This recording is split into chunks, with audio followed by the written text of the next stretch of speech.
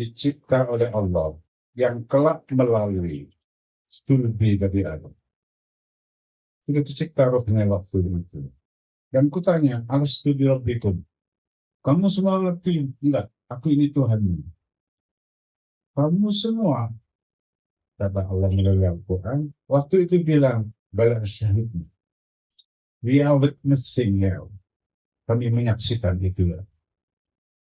Kukatakan ini, kata Allah dalam Al-Quran, supaya jangan nanti ada orang di periode kelima akan bilang, ya, gue nggak tahu. Kehidupan itu ada zaman blueprint, zaman azali. Zaman ketika yang dicipta adalah Allah. Manusia di situ menyatu. Tidak ada kebiasaan melihat negativitas terhadap di luar dirinya. Hanya positif terhadap dirinya. Itu natur daripada roh. Karena itu petunjuk Rasulullah, saya melompat bicara. Kalau orang bermimpi dan mimpi itu muatannya positif, maka itu kemampuan menangkap. Ruh itu sendiri naturnya positif, naturnya fitri. Fitri itu artinya terahnya, original being-nya dicipta dari Nur Muhammad. Wa khalaqtu nuraka min nuri. Dan aku ciptakan nur kamu Muhammad dari nur. Jadi nur Allah menjadi nur Muhammad, menjadi fitrah kita. Itu adalah dimensi yang mulia dan positif.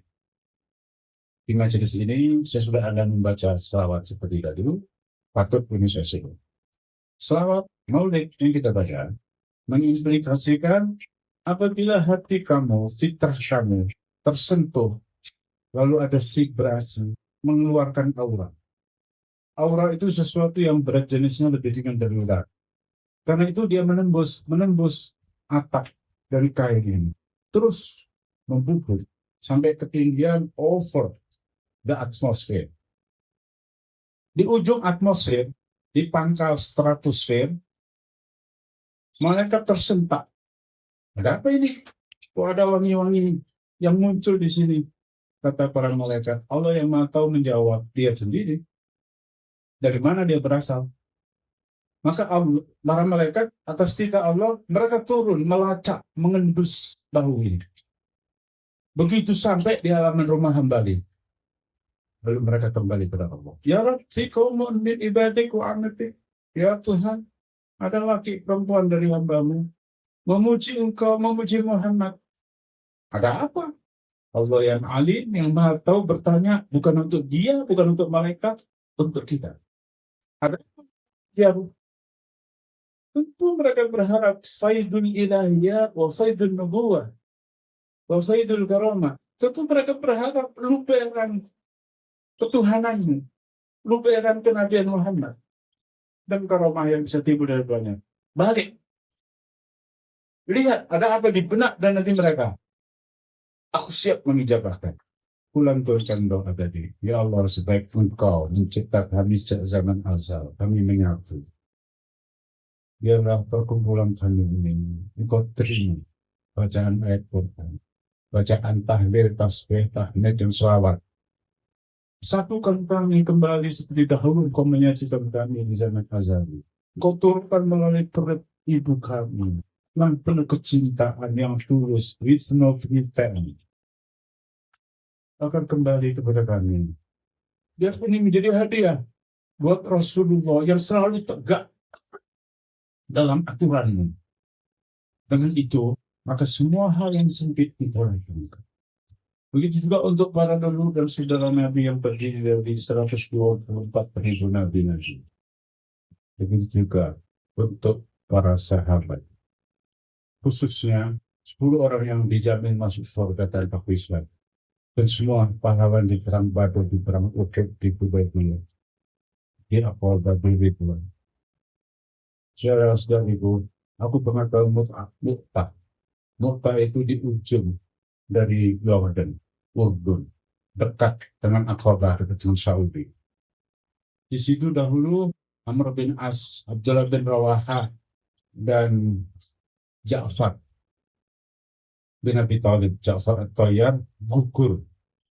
Aku malam Jumat di sana, ringkih kudanya masih terdengar di padang bebatuan bekas perang Mu'tah. Bukan hanya syuhada dari Mu'tah. Kuda pun rintik-rintik kuda. Jadi kuda ikut syahid, dia bahagia, nggak mau lepas dari kebahagiaannya.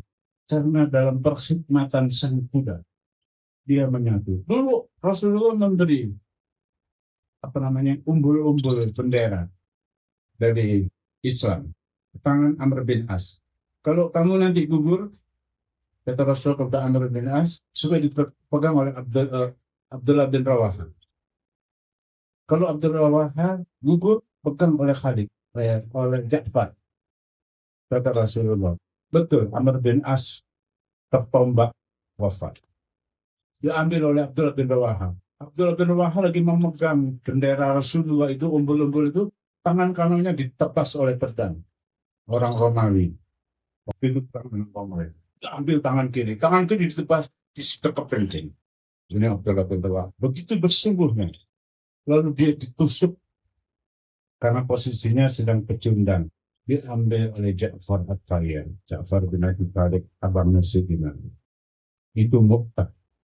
Subhanallah, dramatis suasana di situ. Aku kebetulan Kamis malam Jumat, terdengar ringkik kuda dan suara lirik-jerit dari onta-onta. Logistik yang ada di kalangan tentara Islam pada waktu itu. Tadi aku minta supaya ini juga dianugerahkan kepada seluruh guru-guru kita di Naksbandi yang dengan beliau-beliau itu akan sampai kepada Rasulullah. Saya petik sedikit perjalanan silsilah ini ketika Sayyidina Ubaidillah bin Akhwari wafat. Biasanya mursyid-mursyid kita itu menunjuk pengganti sesudah beliau. Sayyidina Ubaidillah al-Akhwari bilang begini ketika beliau sudah suntuk, aku tidak akan menunjuk seorang pun dari kalian sebagai penggantiku. Cuma kalau nanti aku sudah diambil nyawaku oleh Israel, dan kalian sudah mandikan, sudah kafankan, sudah sholatkan, jangan berburu di sana. Kalian kumpul semua, khalifah-khalifahku dan badal-badalku. Lemparkan turbanku ke udara. Siapa yang dihinggapi oleh turbanku itu penggantiku. Semua orang yang merasa dirinya khalifah, yang merasa dirinya badal, sudah mulai membengkak kepalanya. Pembuat itu. Begitu dilempar turban Maulana Ubaidillah Akhwari itu, turban itu melayang-layang keliling. Ini bahasa ruhani. Ruh dari Maulana Ubaidillah Akhwari membuat turban itu keliling. Sampai orang begini-begini. Muka-muka nengkok ini itu. Tidak ada yang dihinggapi. Jatuh di ujung sana. Tempatnya Muhammad tukang sendal. Maksudnya Muhammad itu duduknya di sebelah ujung sana. Orang masuk sendalnya kan headnya kemari. Dia putar. Dia nanti kalau keluar orang, head sendal sudah bisa. Nggak usah cerai berai. Pikiran dia untuk kemaslahatan orang banyak. Nggak pernah berpretensi apapun. Betul.